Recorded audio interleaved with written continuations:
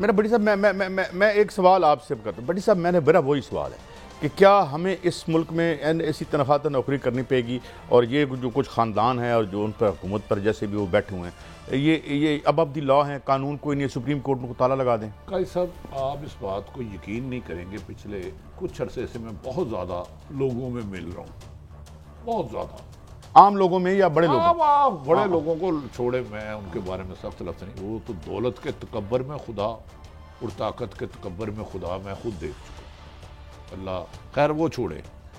بھائی صاحب جتنے لوگ مایوس آج ہیں، جتنے تکلیف میں کرم میں آج ہیں، جتنے بنیادی حقوق سے آج محروم ہیں، ضیاء الحق کا دور بھی اس سے شاید بہتر ہو. میں یہ نہیں کہتا بہتر تھا.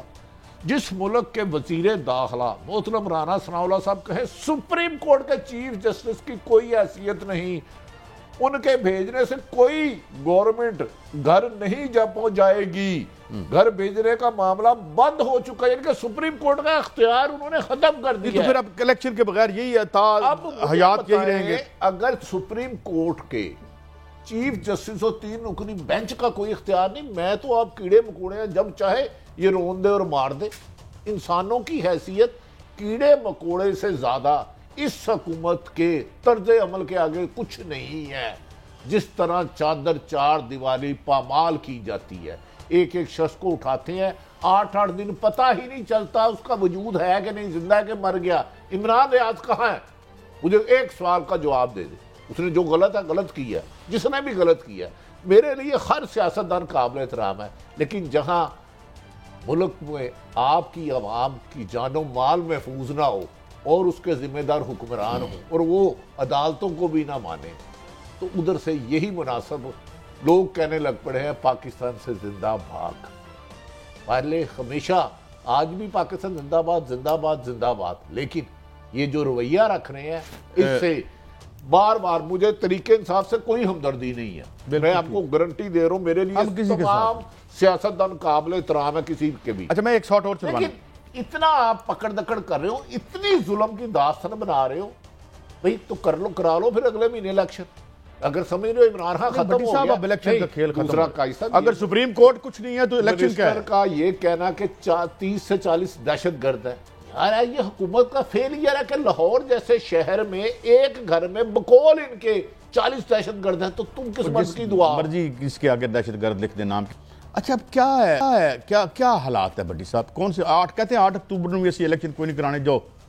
قاضی صاحب جب تک سادہ اور بیوقوف لوگ زندہ نہ، ٹھگ بھوکے نہیں مر سکتے. یہی تمام پی ڈی ایم کے قابل احترام لیڈرشپ. 18 کے الیکشن کو دھاندلی کہہ رہے تھے، فوری الیکشن کراؤ.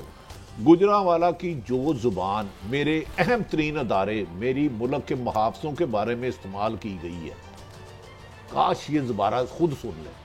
کہہ رہے ہو جو ماحول آج ہے، یہ ماحول تو آپ نے کیا ہے ان 13 مہینوں میں.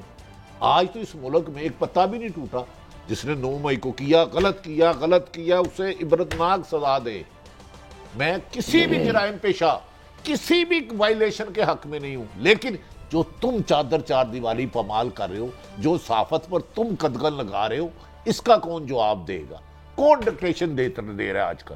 کوئی ایک ٹی وی اٹھے اور قرآن پاک پہ ہاتھ رکھے کہ ہم دیانتداری سے سچ دکھا رہے ہیں، اتنی کرے کوئی جرت؟ چلیں بڈی صاحب ہم تو جو اتنا سنا سکتے ہیں اب مزید سناتے ہیں آپ. اور کیا ہم نے بھی زندہ رہنا ہے اس معاشرے میں؟ ٹھیک ہے، پیچھے پڑے ہوئے ہیں. میرا خیال ہے ہجرت ہی کریے. لیکن بڈی صاحب میرا پورا سوال سن لیں. کیا ضرورت ہے ایمرجنسی کی؟ وہ کون سا کام ہے جو ایمرجنسی کے بغیر وطن عزیز میں نہیں ہو رہا؟ ڈکلیئر ہے. میں یہی عرض کرنے لگوں، military code, martial law, emergency کیا ضرورت ہے؟ مجھے بتائیں، جب انسانی حقوق عملاً ختم ہو چکی ہیں سب کی، کراس دی بورڈ سوائے چند خاندانوں کے، میں ان کی نہیں کہتا، وہ تو سپیریئر ہے. جب انسانی حقوق ملک میں رہے ہی نہیں، میری جان و مال کی حفاظت اسٹیٹ مان ہی نہیں رہی، بلکہ میرے پہ ظلم و ستم پر جبر کر رہی ہے، اور میں داد رسی نہیں کر سکتا، تو آپ کو ایمرجنسی لگانے کی کیا ضرورت ہے؟ او بھائی اس ملک میں بے آئین ملک ہے. سپریم کورٹ کو محترم وزیر داخلہ سے خود کہہ رہے ہیں ان کا حکم کی کیا کوئی حیثیت نہیں ہے، وہ تو قصہ ماضی ہو گیا. اچھا ایک وہ ایمرجنسی میں کیا کرنا ہے مجھے بتائیں نا. قانون کو مانتے ہو آپ؟ یہی تو پوچھ رہا ہوں، ایمرجنسی کی کیا ضرورت ہے؟ سپریم کورٹ کو آپ عضو معطل بنا دینا چاہتے ہیں؟ قاضی صاحب ہمیں تو ویسے ہی سختی میں ہے، مجھے بھی پتہ ہے کون کس کو کیا کہہ رہا ہے، اور جو سوال کر رہے ہیں اور جواب دے رہے ہیں ان دونوں کے کوٹ ورڈ پر۔ اور 3 دن پہلے F7 میں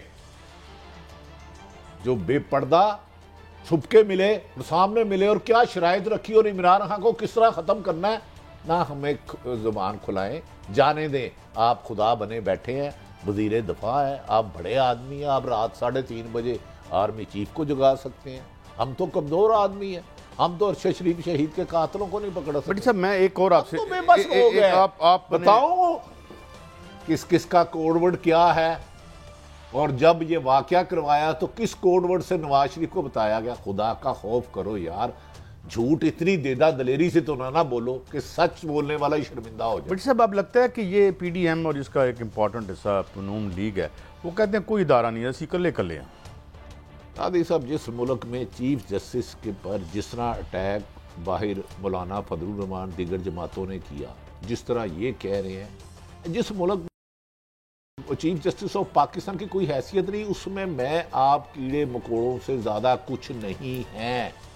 میں آپ کو یہ بات کیوں نہیں سمجھ آ رہی؟ ادھر ضمانتیں کہتے ہیں عدالتیں ریلیف دے رہی ہیں، وہ آپ پرچے ہی اتنے کر رہے ہو، وہ ضمانت دیتی ہے آپ پھر پکڑ لیتے ہو، اس ضمانت دیتی ہے آپ پھر پکڑ لیتے ہو، وہ باہر آتے ہیں آپ پھر پکڑ لیتے ہو۔ اور بھائی کوئی سے یہ بھی پوچھے عدالت کہ بھائی اتنے مقدمات اس وقت 15,000 سے زیادہ گھروں میں چھاپے پڑ چکے ہیں، بھائی سارے 15,000 دہشت گرد ہیں، سارے خدا نہ خواستہ ملک سے محبت بس وہ یہی ہے۔ اچھا بڑی صاحب کچھ اکانومی کے بارے میں بھی ہمیں انلائٹن کیا ہے ہمارے وزیر دفاع۔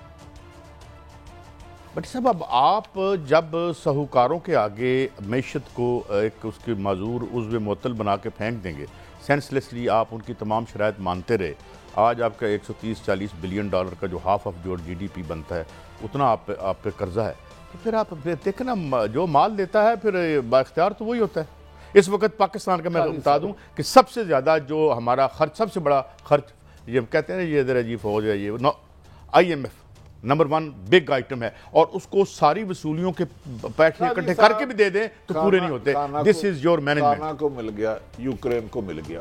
ڈاکٹر اشفاق حسن صاحب کو ایک دفعہ ہم نے اکثر پروگرام میں لیا، وہ ہمارے رن میں کرتے ہیں، انہوں نے کہا تھا اگر کوئی خود ڈیفالٹ کرنا چاہے پاکستان کو تو میں نہیں کہہ سکتا دروازے نہیں ہوتا۔ تو بس اس لفظ میں سمجھتا ہوں اس گھر کو آگ لگ رہی ہے گھر ہی کے چراغ سے، باقی یہ قوم بھی محب وطن ہے، ادارے بھی ٹھیک ہیں۔ یہ کوئی انٹرنیشنل جو سازش کا ایجنڈا ہے، کیا میں آپ سے ایک بات پوچھنا چاہتا ہوں کہ یہ صرف ساری بیرونی ہے یا اس کا کوئی اندرونی بھی سلسلہ ہے؟ میں کہہ رہا ہوں بیرونی سے لے کے اندرونی ہے۔ جس صاحب کا کلپ چلایا 3 دن پہلے، جو ملاقات 3 دن پہلے، ایک منٹ ہوئی ہے، 3 دن پہلے کیا ہوا؟ جس میں کچھ طاقتور ترین لوگ سیاست کے علاوہ تھے، آپ پاکستان کی سب سے مقبول ترین لیڈر کو راستے سے ہٹانے کی جو سازشیں کر رہے ہیں باز آ جائیں۔ میں اتنا کہہ رہا ہوں یہ پاکستان ہے تو ہم ہیں، اس کا ایک گملہ بھی نہیں ٹوٹنا چاہیے۔ تمام سیاستدانوں کو، تمام عام شہریوں کو۔ صاحب آپ تو سیدھی سی بات ہے، اس میں اب کوئی نہیں ہے۔ بھائی ہو گیا، ہم اقتدار میں رہیں گے، no matter what۔ کہنے والوں نے اگر وہ دہشت گرد وہاں سے بھاگ گیا تو آپ نے تو زمان پر کو چاروں طرف سے گھیرا ہوا، کیسے ادھر سے تو ایک پتہ نہیں نکل سکتا۔ 3 دفعہ میں نے جانے کی کوشش کی ہے، بندہ بھیجا ہے، آج عمران خان کو ایک اور بٹی صاحب بڑی ڈینجرس بات ہے جس کی طرف اشارہ پہلے بھی ہو چکا ہے اور اب دوبارہ وزیر دفاع نے کیا، وہ ادھر سنیں۔ تو یہ میں وہی بات آپ سے کر رہا ہوں کہ یہ کیا اگر ایسا ہے تو قوم کو اعتماد میں لیں، کیا IMF نے کوئی ایسی بات ٹیبل پہ رکھی ہے؟ تو مطلب معافی، لیکن اب نمائندہ حکومت تو ہے نہیں، ہم کیا کریں؟ سب معافی چاہتے، یہ وزیر دفاع ہے، بتائیں کون کہہ رہا ہے؟ عوام کو لوب میں لے، عوام کو نہیں لینا۔ پاکستان کی تحفظ کی ضمانت تو فوج ہے نا، اس کو جا کے بتائیں یہ ملک پریشر ڈال رہا ہے، کوئی اصل باتیں بتائے نا۔ کیا اس لیے چند جماعتوں کے خربوں روپے کے کیس ختم کرنے کے بعد آپ بیرونی طاقتوں کی ہر بات مانتے جائیں گے؟ مجھے بتائے نا قاضی صاحب، یہ تو حضور آپ سے پوچھ خدا نہ خاصا کبھی کسی نے یہ تو نہیں کہا آپ نے جو لوٹا ہوا مال ہے ہم پاکستان وہ بڑا مقدس ہے، اس کا اچھا نہ آپ نے اقامے کی بات کرنی ہے نہ اقامے کی تنخواہ کی بات کرنی ہے۔ اقامے ان کا بھی تھا، آپ کو پتا ہے محترم خواجہ وہ حلال اقامہ ہے، نہیں وہ اس کو عدالتوں نے جائز کر دیا، وہ عدالتیں ٹھیک ہے کہ میں وزیر دفاع ہوں اور میرے پاس اقامے کا مقصد کیا ہے کہ پوری دنیا میں منی لانڈرنگ کر سکتا ہوں، مجھے پوچھ نہیں سکتا کوئی۔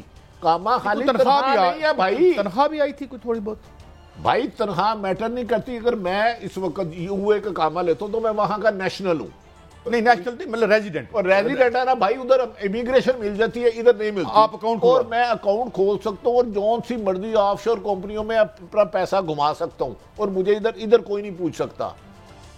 کیا یہ وزیر دفاع محترم خواجہ صاحب کو گفتگو زیب دیتی ہے؟ عثمان ڈار کے گھر میں اس کی ماں کا دوپٹہ توڑا کھینچا آپ نے, اس کی بہن کی تذلیل کی. وہ خدا را رحم کرو اس ملک اچھا بٹی صاحب وہ تو آپ کی جگہ میرا سوال. اچھا تم آپ کا مطلب ہے کسی کے گھر میں جا کے ماں بہن کی عزت کسی کی نہیں ہے کوئی؟ میں یہ نہیں کہہ رہا, یہ بات میں موضوع پہ رہنا چاہتا ہوں. حضور اس کا مطلب یہ ہے کہ اگر کوئی اور ملک ہو تو یہ کام تو بڑی باعث شرم بات نہیں ہے. صاحب آپ موضوع پہ رہنا چاہتے ہیں. میری نظر میں انسانیت, اللہ تعالیٰ نے انسان کو دنیا میں انسانی خدمت کے لیے بھیجا ہے.